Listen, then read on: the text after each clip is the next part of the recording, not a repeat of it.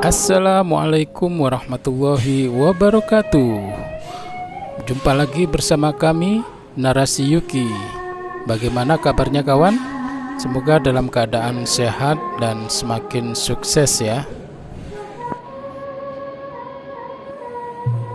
Kawan, hari ini saya akan mengajak kawan-kawan untuk melihat koleksi dari topeng Panji yang berada di rumah rakyat di Jalan Hayam Wuruk 50 di Kota Mojokerto.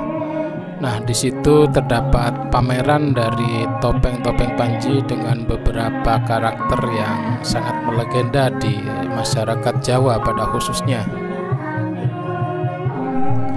Di sini banyak sekali karakter Panji yang dipamerkan ya, mulai dari tokoh yang populer yakni Panji Asmorobangun, kemudian juga ada tokoh Panji Dewi Ragil Kuning, dan juga ada tokoh Panji lainnya seperti Dewi Sekartaji, Dewi Reni, dan beberapa tokoh lainnya. Nanti akan saya bedah satu persatu mengenai penokohan dari topeng Panji tersebut. Nah, saya ingin membagikan informasi ini karena siapa tahu ini bermanfaat bagi kawan-kawan semua, bagi adik-adik yang ingin mempelajari lebih banyak lagi tentang sejarah Panji di masyarakat Jawa ini. Baik kawan, tanpa berlama-lama lagi, kita ikuti video selanjutnya.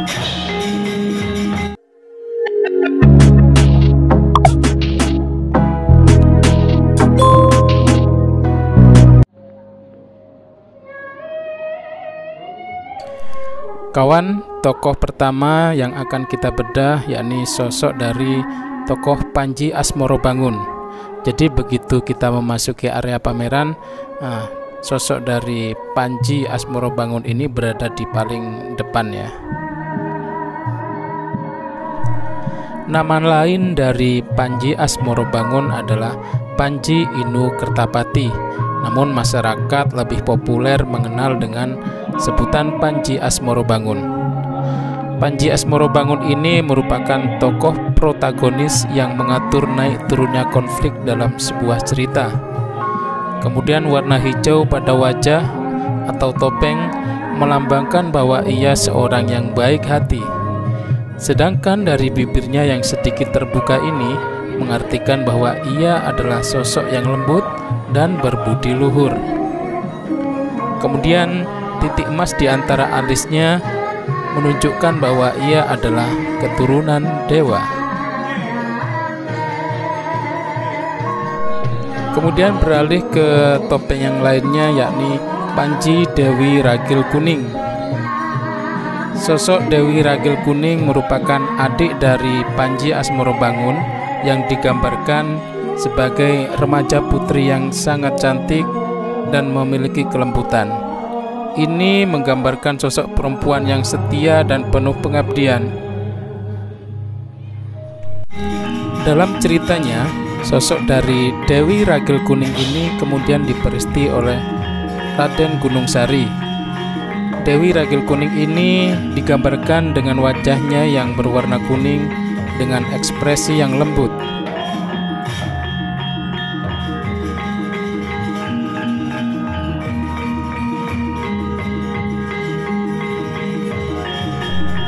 Setelah dua topeng Panji tadi, kita akan menemukan patung dari Kelana Raja dan Kelana Babang yang berhadapan-hadapan dengan patung dari Pak Mundu, kemudian patung Demai Maunis dan patung Patrajaya.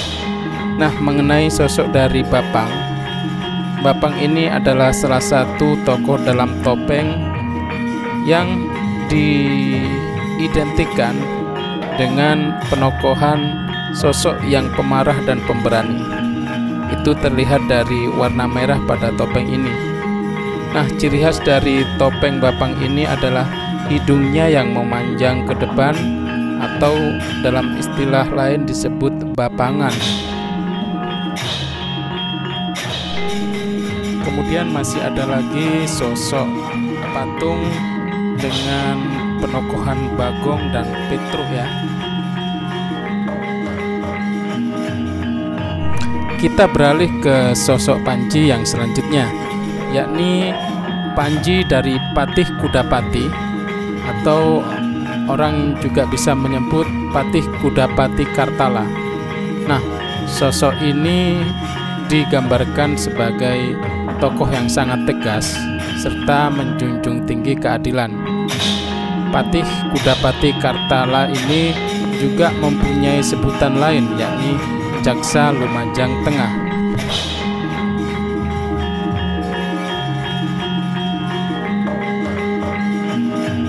Selanjutnya adalah topeng dari Galuh Chandra Kirana, atau yang lebih populer dengan sebutan Dewi Sekartaji. Dewi Sekartaji ini juga salah satu karakter yang populer dalam dunia Panji. Disebutkan bahwasannya Dewi Sekartaji ini adalah putri seorang raja yang memiliki paras yang cantik. Kemudian Dewi Sekartaji ini merupakan saudara perempuan dari Raden Gunungsari. Dalam banyak kisah Panji disebutkan bahwasanya Dewi Sekartaji ini adalah istri dari Panji Asmorobangun, dari karakter yang pertama tadi ya. Sama seperti karakter suaminya, sosok dari Dewi Sekartaji ini digambarkan memiliki karakter yang suci, kemudian wanita yang lembut dan baik hati. Itu digambarkan dari ikon topeng Dewi Sekartaji yang berwarna putih bersih. Kemudian ada fakta lain, yakni Dewi Sekartaji ini juga sama-sama merupakan keturunan dewa. Itu digambarkan dari simbol titik emas yang berada di antara alis Dewi Sekartaji. Selain ikon warna putih di topeng Panji Dewi Sekartaji, salah satu karakter yang nampak dalam topeng Sekartaji ini adalah memiliki hidung yang mancung, kemudian alis yang dalam istilahnya disebut dengan alis nanggal sepisan. Kita lanjut ke karakter topeng Panji yang lainnya. Kali ini dari topeng Dewi Reni. Dewi Reni ini memiliki nama populer dengan sebutan Dewi Angreni, yang merupakan anak dari Patih Kudanawarca. Nah, dalam beberapa kisah disebutkan justru Dewi Angreni ini yang nantinya menikah dengan Panji Asmorobangun.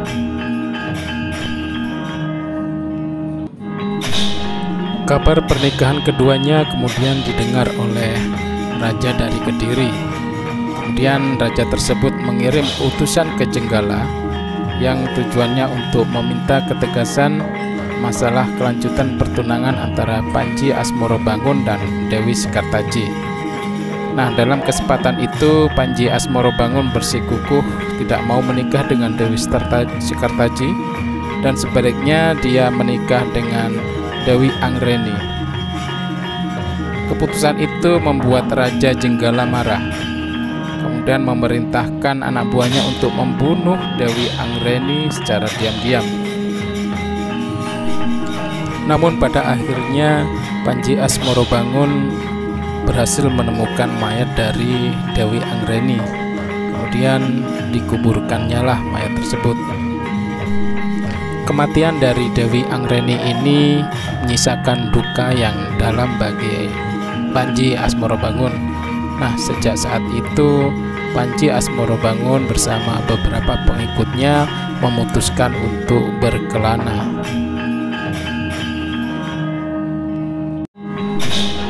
Karakter topeng Panji yang lainnya yang bisa Anda temui di area pameran ini adalah karakter dari Dewi Kili Suci.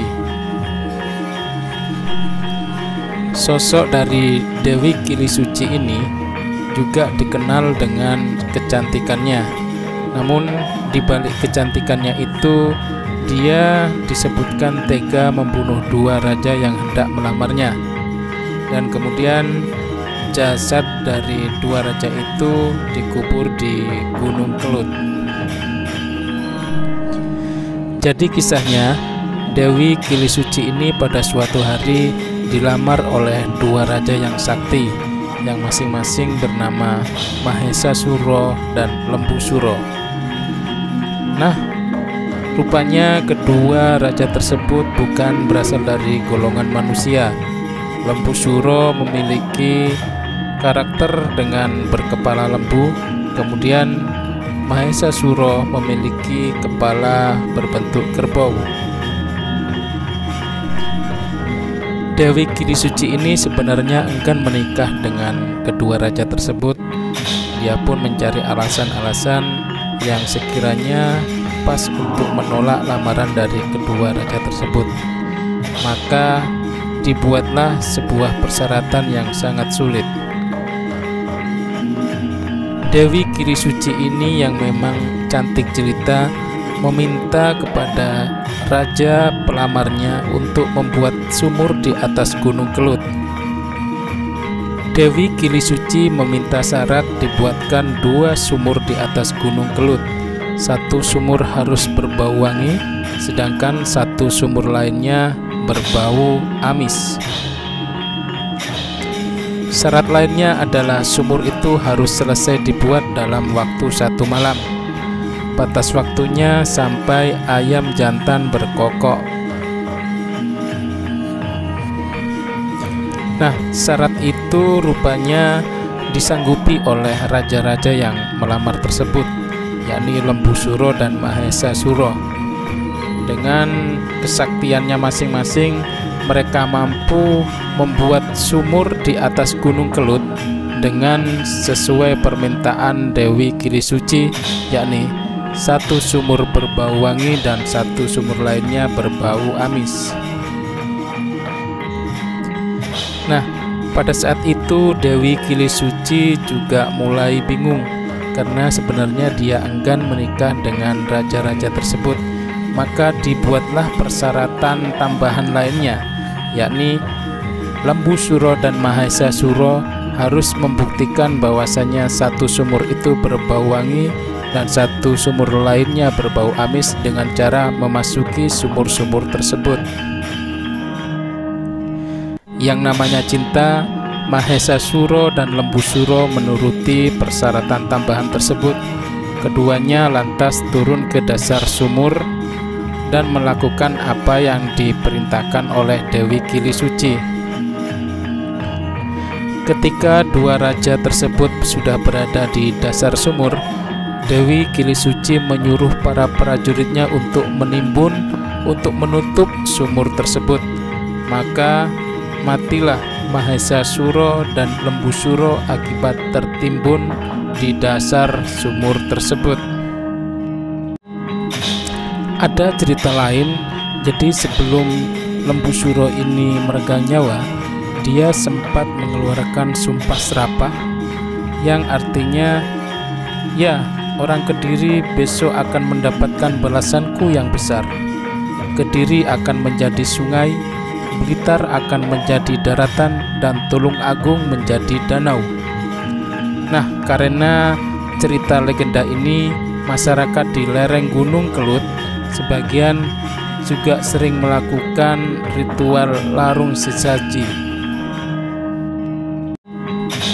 Larung sesaji ini disebut sebagai upaya tolak balak atas sumpah serapah yang diucapkan oleh Lembusuro.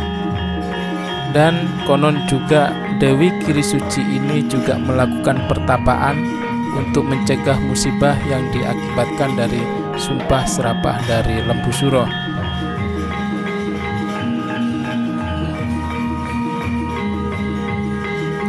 Nah kawan, demikianlah beberapa review dari Topeng Panji, sekaligus beberapa kisah dari penokohan Topeng Panji yang saat ini masih dipamerkan oleh pemerintah Kota Mojokerto yang berlokasi di Selasar Pendopo Rumah Rakyat di Jalan Hayam Wuruk nomor 50 Kota Mojokerto. Pameran tersebut gratis dan terbuka untuk umum.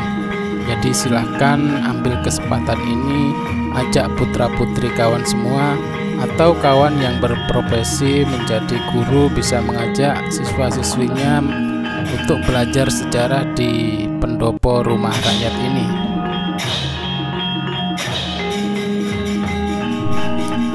Oke kawan, sekian dulu video ini kami sampaikan.